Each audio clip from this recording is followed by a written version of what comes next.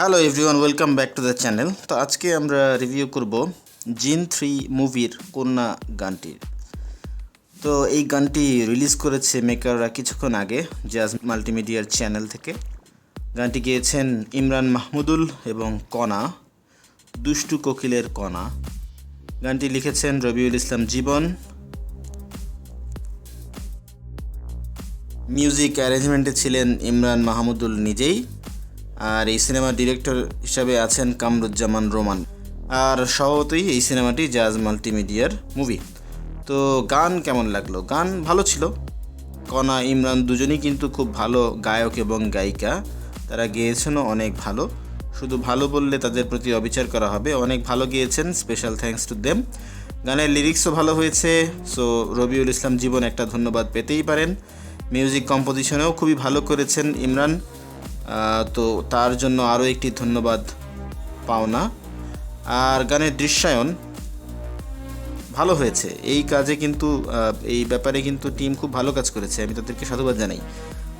তবে বেশ কিছু বিষয় আছে যেগুলো নিয়ে কথা না বললেই নয়। স্পেশালি গানের শুরুতেই আপনারা যদি একটা দৃশ্য দেখেন, সেই দৃশ্যটা কিন্তু এই গানের সাথে কোনোভাবেই রিলেটেড না। এই দৃশ্য অন্য কোনো একটা দৃশ্য থেকে, অন্য কোনো ভিডিও থেকে মেরে দেওয়া হয়েছে সোজা বাংলায়।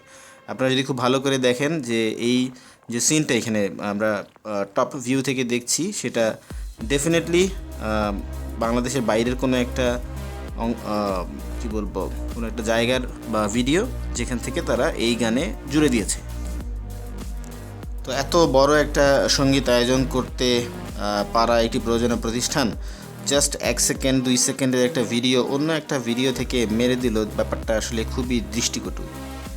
এই দৃশ্যের আসলে কোনো প্রয়োজনই ছিল না এটার সাথে যোগ করার, কিন্তু তারপরও তারা করেছেন।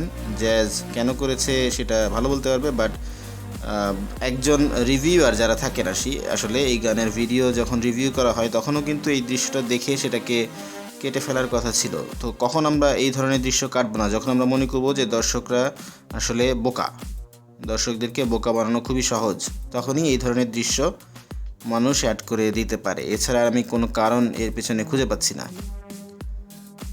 এছাড়া গানের পারফর্মারের কথা যদি বলি, নুসরাত ফারিয়া খুবই ভালো নাচেন, এখানেও তিনি নেচেছেন ভালো। তার সাথে ছিলেন সজলের নাচে আসলে অনেক গ্যাপ আছে আমি বলবো, যেটা তিনি যখন নাচতে গিয়েছেন তখনই বোঝা গেছে, এবং যিনি ডিরেক্টর ছিলেন তিনিও বুঝতে পারছিলেন এই চ্যালেঞ্জটার ব্যাপারে। এই জন্য তিনি কিন্তু পুরো গানেই যখনই নাচের অংশ এসেছে স্পেশালি সজলের, তখনই তিনি তাকে লুকানোর চেষ্টা করেছিলেন। সজল কখনোই ভালো ড্যান্সার ছিলেন না, এবং এখানে তার সুযোগ ছিল, যেহেতু গানটা ভালো, সুযোগ ছিল এখানে পারফর্ম করে ওই গ্যাপটাকে মিনিমাইজ করা বা নিজেকে আরও ইমপ্রুভ করা, কিন্তু তিনি চেষ্টা করলেও আসলে সেভাবে up to the mark perform করতে পারেননি। এই গানের ভিজুয়ালাইজেশনের ক্ষেত্রে এটা আমার কাছে একটা বড় গ্যাপ মনে হয়েছে। এই ধরনের গান যখন আমি একটা ভালো গান করতে যাব, সেই গানে যদি নাচ ডিমান্ড করে, অবশ্যই সেখানে একজন ভালো ড্যান্সার রাখা প্রয়োজন, বাট হয়তো এইখানে সেই কাজটা বা সেই ব্যাপারটা ওয়ার্ক করেনি। এবং আমি জানি না এই গানটা এই গ্যাপটাকে মিনিমাইজ করে দিতে পারবে কিনা, বাট এই গানটা হিট হওয়ার মতো যথেষ্ট এলিমেন্ট গানের মধ্যে আছে। বৈশাখের যে থিম এখানে তারা ইউজ করেছেন, অনেক ক্ষেত্রে মনে হয়েছে গায়ে হলুদের কোনো একটা প্রোগ্রাম।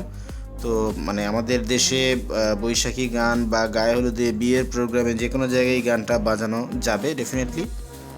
তো আপনাদের মতামত আপনারা আমাদেরকে জানান, কেমন লাগলো আপনাদের এই গানটা।